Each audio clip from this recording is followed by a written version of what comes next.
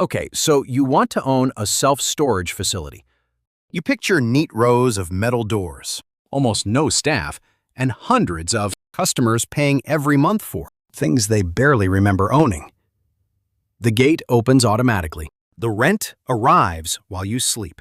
It looks like a fenced box that prints money. Here is what that picture hides. Customers are not really paying for walls and a padlock.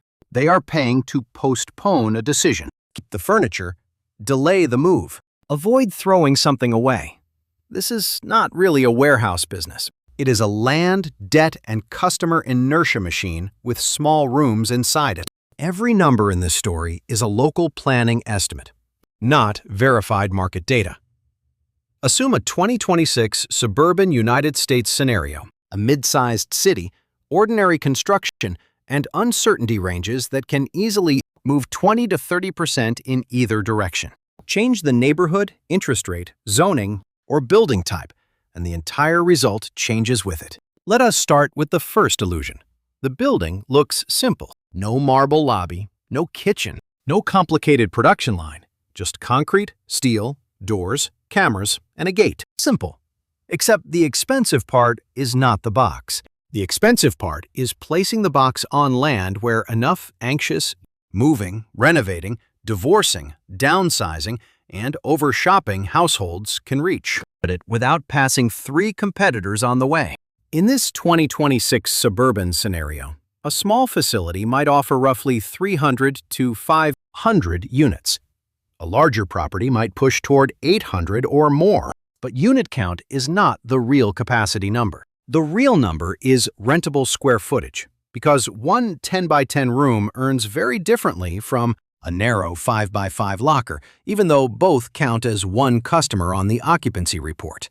A plausible mid-sized plan might contain around 60,000 rentable square feet inside a building, closer to 75 or 85,000 gross square feet. Hallways, stairs, elevators, offices, fire systems, walls, and mechanical rooms do not earn rent. They consume capital so the rentable rooms can exist. That gap between gross space and paid space is the first quiet leak in the model. Now, put a rough price on the project. In a 2026 suburban United States estimate, land might cost somewhere between $1 and $4 million, depending on access and density. Construction might range from roughly $70 to $160 per gross square foot for a basic drive-up or multi-story concept. Add design, permits, drainage, security, financing fees, and contingency, and a realistic total development range could land between $8 and $18 million. That range is intentionally wide. A flat industrial parcel near a highway is one business. A narrow urban site requiring structured parking, elevators, stormwater work, and neighborhood design concessions is another business entirely. They may both advertise climate-controlled storage. Financially, they barely resemble each other. Here is where first-time buyers make the classic mistake. They look at the monthly rent per unit and multiply by the number of doors. $200 times 500 units, $100,000 a month. Easy, but the doors are not full on opening day. A new facility can spend years climbing towards stable occupancy, and every empty unit still carries its share of debt, tax, insurance, security, and maintenance. Lease-up is the hidden construction phase. The concrete may be finished, but the customer base is not. In this 2026 scenario, imagine a facility opening at 15% occupancy, reaching 40% near the end of year 1, 65% during year 2, and perhaps 80 to 88% only after 2 or 3 years. Those are planning assumptions with a wide margin of error, not promises. During that climb, the owner is operating a building designed for mature revenue on immature cash flow. The gate software still needs a subscription. The elevator still gets inspected. Property tax does not politely wait for the 3rd moving season. The loan payment arrives at full size while the rent roll is still learning to walk. This is why opening capital and survival capital are different things. You may have enough money to build the rooms and still not have enough money to own the empty rooms. In a scenario this size, a prudent reserve might represent 9 to 18 months of expected operating shortfall, perhaps several $100,000 or more. That cash does not improve the building, it buys time. And time is the product every new facility is really buying. Time for local search results to improve. Time for apartment residents to discover the location. Time for moving companies to refer customers. Time for the competitor down the road to raise prices. A storage building can be physically complete and economically unfinished for a very long time. Now let us talk about what customers actually pay. In this 2026 suburban estimate, a small 5x5 unit might rent for roughly $45 to $90 a month. A 10x10 could sit somewhere around $120 to $220. A larger climate-controlled unit might reach $250 or more. Those ranges depend heavily on local supply, income, season, and promotional discounts. The advertised price, however, is often not the stabilized price. A new customer may enter with the first month free, a discounted introductory rate, or a web-only promotion. The facility is not giving away rent out of generosity. It is buying a tenant whose moving cost creates friction later. Think about what leaving requires. You need boxes, a vehicle, free time, and emotional energy. You have to reopen the same decisions you postponed when you rented the room. Is the old sofa worth moving again? What about the files? The bicycle? The furniture from a parent's house? The customer does not merely cancel a room. The customer schedules a small personal crisis. That friction gives the owner pricing power.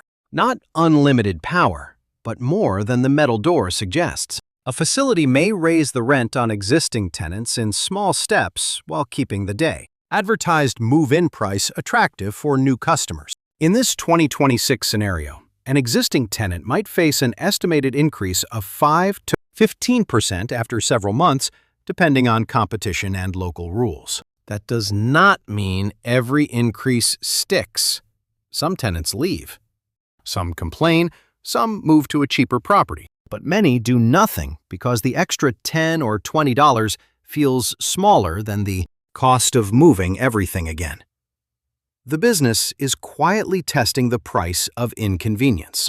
This is the first real profit engine, not simply occupancy, but the gap between what a new tenant sees and what a settled tenant tolerates. Two facilities can report the same 85% occupancy and produce very different income if one has disciplined pricing while the other filled rooms with permanent discounts. Occupancy can lie to you. A property at 92% physical occupancy sounds excellent, but if too many units are discounted, delinquent, or rented in the wrong size mix, economic occupancy may be much lower. The building looks full. The bank account does not. Here is where the business starts to look beautifully lean. A stabilized facility might operate with one manager, part-time support, or even remote staff across several properties. Online rentals, electronic leases, automatic billing, call centers, smart locks, and remote gate control can shrink labor dramatically compared with apartments, hotels, or retail. Low labor is real, but passive income is the wrong phrase. The work is simply concentrated into exceptions. Most customers pay automatically and never speak to anyone. Then a gate fails on Saturday night, a tenant claims water entered a unit, a card is stolen, a lock is cut, or someone tries to live inside them property. Quiet businesses create loud exceptions. Automation removes repetitive work. It does not remove responsibility. The more remote the property becomes, the more carefully the owner must design inspections, vendor response, emergency access, and customer communication. A facility can operate with very few people because every process has been made predictable. When the process breaks, there may be nobody standing nearby. Then there is delinquency. Storage is a subscription business, and subscription businesses live or die by collections. Cards expire, bank balances fail, customers disappear. A property may show a tenant in a unit, while collecting nothing from that tenant for weeks. This is not a simple formula. A wealthy urban tenant storing seasonal furniture behaves differently from a small business owner storing tools. and both behave differently from a household in the middle of an emergency move. Same 10 by 10 room can serve convenience, commerce, grief, divorce, renovation, or financial distress. Demand is broad because life is unstable. That instability is one reason the business can look resilient. People need storage when households expand, contract, move, inherit, remodel, separate, or lose space. But resilience is not immunity. If a city becomes overbuilt, customers still compare prices. A good demographic story can support too many new facilities until everyone discovers the same story at once. Supply arrives slowly, then all at once. Several developers may study the same apartment growth, the same traffic count, and the same lack of nearby units. Because permitting and construction take time, each project can look reasonable in isolation. Then 3 properties open within 18 months. Promotions spread across the market, and the expected rent curve breaks. In a 2026 local scenario, a facility underwritten at 88% stabilized occupancy might struggle. At 70% if new supply arrives early. A 10 or 15 percentage point shortfall can erase much of the expected profit, because debt service and property tax do not shrink with occupancy. This is the second real engine of the business: local scarcity. The building is useful, but scarcity is what gives it pricing power. A mediocre facility in an undersupplied neighborhood can outperform a beautiful facility surrounded by empty competitors. The customer rents convenience measured in minutes, not architecture measured in awards. Most customers will not drive across an entire city to save $15 a month. They choose a route near home, work, an apartment, or a moving path. That creates a small trade area around the site. The exact radius varies, but the principle is stable. The business depends on nearby life events, not the population of the whole metro area.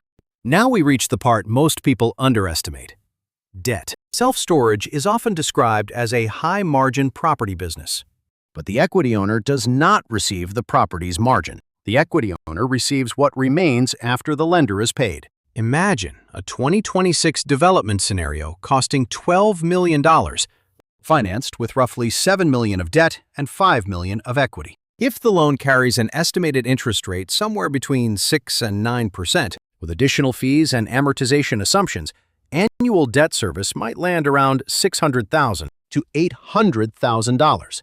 That payment begins before stabilized revenue. So the project is not just betting that customers arrive, it is betting that they arrive fast enough to outrun interest. A slow lease-up does not merely delay profit, it increases the chance that the owner must inject more cash precisely when the original budget assumed the worst was over. Interest rates also move value in 2 directions. They change the cost of debt, and they change the price investors are willing to pay for the completed property. A facility can grow net operating income and still lose market value if buyers demand a higher return because financing became more expensive. This is the part that surprises operators. You can improve the business and watch the valuation fall. Suppose a stabilized property produces $900,000 of annual net operating income in a 2026 scenario. At a 6% capitalization assumption, that suggests a value near $15 million. At 7.5%, the same income implies roughly $12 million. Now, let us build a full scenario. Assume a 2026 suburban facility with 60,000 rentable square feet, an average realized rent near $1.70 per square foot per month, and stabilized economic occupancy around 84%. These are planning estimates with perhaps 25% uncertainty depending on location and competition. At those assumptions, gross annual rental income lands near $1,030,000 before fees and ancillary revenue. Add estimated administrative charges, tenant protection, lock sales, and late fees, and effective gross income might approach $1.1 million. That number sounds attractive. Now, remove the romance. Property tax, insurance, payroll, utilities, repairs, marketing, software, security, professional fees, and management may consume roughly 30 to 45% of effective income in this scenario. That leaves an estimated net operating income somewhere around $600,000 to $700,000. $70,000 before debt. If annual debt service is $700,000, the property may feel busy while producing little or no cash for the equity owner. A few extra vacancies, a tax reassessment, or a major repair can push coverage below the lender's comfort level. Full hallways do not guarantee distributable cash. Now change only 3 assumptions. Occupancy reaches 89%. Average rent improves by 8% through disciplined pricing. Operating costs stay near 35% of revenue. In that better scenario, net operating income could move hundreds of thousands of dollars higher, turning a strained project into a valuable asset. That is the optimistic version. The local market absorbs the units. Customers stay. Competitors behave rationally. The gate works. Property tax lands near the forecast. The lender remains patient. The owner refinances after stabilization and recovers part of the original equity while keeping the building. The difficult version is quieter. A competing facility opens 6 minutes away. Online prices fall, lease-up slows by a year. Existing tenants reject increases. Insurance rises. A drainage problem appears. None of these events destroys the property. Together, they consume the reserve one ordinary invoice at a time. In that weaker 2026 scenario, economic occupancy might stall near 72% and realized rent might sit 10% below plan. Net operating income could fall by several $100,000. If debt service stays fixed, the owner may need fresh equity, a loan modification, or a sale at the worst possible moment. Notice what did not happen. The building did not burn down. The city did not disappear. Customers still rented rooms. The project failed because several assumptions were slightly wrong at the same time. That is how leveraged real estate usually becomes dangerous. Not through one cinematic disaster, but through arithmetic that refuses to recover. So who actually wins in this business? Usually not the person who simply builds the nicest rows of doors. The winners are the owners who buy land correctly, survive lease-up, understand local supply, price existing tenants carefully, control exceptions, and finance the property with enough room for assumptions to be wrong. They also respect boredom. The business rewards repeated small decisions, answering calls, cleaning units, reviewing delinquency, checking gates, adjusting prices, studying competitor promotions, and maintaining reserves. None of that looks impressive in an investor photograph. Together, it creates the income that makes the photograph valuable. The most dangerous owner is the one who believes low staffing means low attention. A facility can run quietly for months while small problems accumulate behind locked doors. Deferred maintenance, weak collections, false occupancy, poor reviews, and underpriced tenants can hide inside a property that appears calm from the road. And that brings us back to the picture you started with. The neat fences, the automatic gate, silent rows of units earning rent while nobody stands at a checkout counter. That picture is not false. A well-run facility can produce stable income with far less labor than many operating businesses. But the money does not come from the metal boxes. It comes from buying the right land, financing it patiently, filling it before the reserve runs out, and understanding that customers are renting time from decisions they do not want to make yet. The door is the visible product. The hidden product is postponement. The visible asset is the building. The hidden asset is a scarce location with a rent roll that moves slowly and can be priced carefully. The visible risk is vacancy. The hidden risk is debt waiting for the market to disappoint you. So yes, you can own the quiet property with the automatic gate and the monthly payments.